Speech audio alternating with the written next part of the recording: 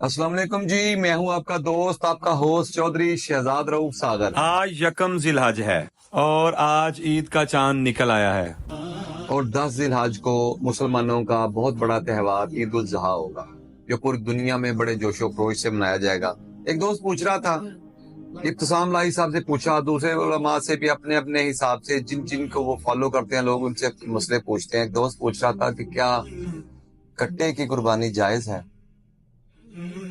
तो इस मसले पूछने पे थोड़ी सी हंसी भी आ गई। पहले तो हमें ये देखना होगा, कट्टे बच्चे बकरे दुम्बे को छोड़ के क्या हमारा पैसा हलाल है जिससे हम कुर्बानी कर रहे हैं। बाज का हम 10-10 लाख की कुर्बानी कर लेते हैं और वो पैसा हमने किसी की कब्र पे पाँव रख के निकाला होता है, तो कुर्बानी शायद कभी भी मंजूर नहीं होगी। हम अपने गिरदोनवा में देखें तो कितने ही लोग ऐसे होंगे कि जिन्होंने अपनी बेटियों का, अपनी बहनों का हक खा लिया हुआ है। अब कुरान क्या कहता है? कुरान कहता है अल्लाह ताला तुम्हें तुम्हारी औलाद के बारे में हुक्म करता है कि एक लड़के का हिस्सा 2 लड़कियों के बराबर है, और अगर सिर्फ लड़कियां ही हों और 2 से ज्यादा हों तो इन्हें माले मतरूका का 2/3 मिलेगा, और अगर एक लड़की हो तो इसको इससे आधा है। इस मैयत के माँ बाप में से हर एक के लिए इसके छोड़े हुए माल का छठा हिस्सा। अगर इस मैयत की औलाद हो, अगर औलाद ना हो और माँ बाप वारिस हों तो इसकी माँ के लिए तीसरा हिस्सा। हाँ, अगर मैयत के कई भाई हों तो फिर इसकी माँ का छठा हिस्सा। ये हिस्से इस वसीयत की तकमील के बाद हैं जो मरने वाला कर गया हो। सूरह निसा में फिर अल्लाह फरमाते हैं कि जो लोग ना हक जुल्म से यतीमों का माल खाते हैं और अपने पेट में आग ही भर रहे हैं, और अनकरीब वो दोजख में जाएंगे। और जो शख्स अल्लाह की और इसके रसूल की नाफरमानी करे और इसकी मुकर्रर करदा हदों से आगे निकले, वो जहन्नम में डाल देगा जिसमें वो हमेशा रहेंगे। ऐसों ही के लिए रुस्वा कुन अजाब है।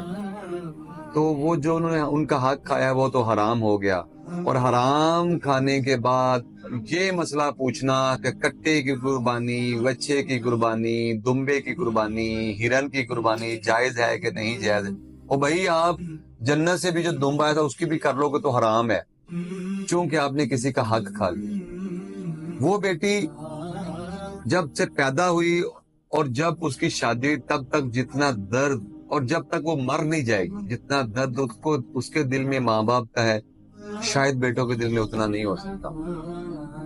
और एक मुझे इस बात की समझ नहीं आती कि उस बेचारी के पैदा होने का क्या तरीका कोई और था। जिस तरीके से तू पैदा हुआ था उसी तरीके से तेरी बहन पैदा हुई, उसी तरीके से तेरी बेटी पैदा हुई, तो तूने उसका हक क्यों खा लिया। हम 5 भाई हैं, 4 बहनें हैं, हम 9 भाई भी हो सकते थे, तो वो 9 हिस्सों में भी तकसीम तो होनी थी ना। तो अगर हम 7 हिस्सों में तकसीम कर देंगे क्योंकि बेटी को तो आधा मिलना है, तो क्या तकलीफ है। इसी तरह मैं अपने गिरदोनवा में जब नजरें दौड़ाता हूँ तो यकीन करें कि सोच के दंग रह जाता हूँ कि ये अल्लाह को मुंह क्या दिखाएंगे। इनको झुलसा दिया जाएगा, इनकी कब्रों को जला दिया जाएगा। जो अपनी बेटियों को, कई लोग तो अपनी बेटी की इसलिए शादी नहीं करते कि उसको जायदाद में हक देना पड़े, और जो करते हैं 10-20 लाख का जहेज दे दिया, वो सारी जिंदगी यही आसान करते रहते हैं, असी तेनों बड़ा देता सी। ओ भाई, 10-20 लाख का जहेज देकर उसकी करोड़ों की जायदाद जब्त कर गए हो, आप उसे जहेज नहीं दो। उसे नहीं चाहिए जहेज, उसे उसका हक चाहिए, जिसके ताने में वो फिर अपनी औलाद से भी सुनती है, पहले अपने शोर से सुनती है, फिर अपनी औलाद से सुनती है। और अगर मांगने भी चली जाए तो उसके भाई उसे कहते हैं तुमने कमाई हुई थी या तेरे शोहर ने कमा के दिया था। ओ भाई, तूने भी तो नहीं कमाया ना।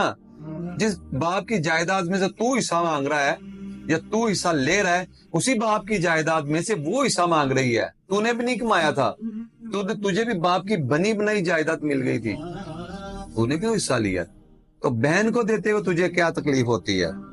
जब कचहरियों में जाते हैं और बहन से अंगूठे लगवा लेते हैं तो फिर सीना चौड़ा करके आते हैं, हाँ आज मैं सारी जायदाद का मालिक हो गया। और भाई, सीना चौड़ा करके चलने का मजा तब आएगा जब तू कचहरी में जाके अंगूठा लगा के आएगा कि मैंने अपनी बहन को उसका सारा हक अदा कर दिया। जब पूछो तो कहते हैं बहन ने तो रजामंदी से दे दिया। पूरे पाकिस्तान में मुझे आज तक मिसाल नहीं मिली कि भाई ने रजामंदी से बहन को दे दिया हो। वो तू क्यों नहीं दे सकता, ले ही सकता अपनी बहन से।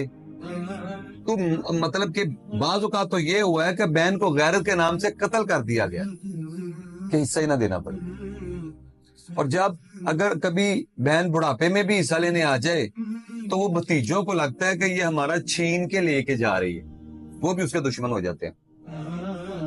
اور وہ بیچاری پھوپھی, اس پہ میں پورا ایک بلاگ کر چکا ہوں, اس کا کردار نیگیٹو ہو جاتا ہے کہ یہ تو غلط ہے, یہ ہمارے گھر میں فساد ڈال دیتی ہے, جب بھی آتی ہے ہمارے گھر لڑائی پڑ جاتی ہے, میرے والد اس کی حمایت کرتے ہیں, میری ماں جو باپ سے لڑتی ہے تو ہمارے گھر میں لڑائی ختم نہیں ہوتی. اور میرے بھائی وہ اپنا شرعی حق, قانونی حق لینے آ رہی ہے, تم لوگ اس پہ احسان نہیں کر رہے, نہ کرو احسان, اسے تم لوگوں کا احسان نہیں چاہیے جو تم اتنا مطلب کہ بڑے بن رہے ہو نا, اس تمہیں بننے کی ضرورت نہیں ہے, اس کا حق اسے ادا کرو.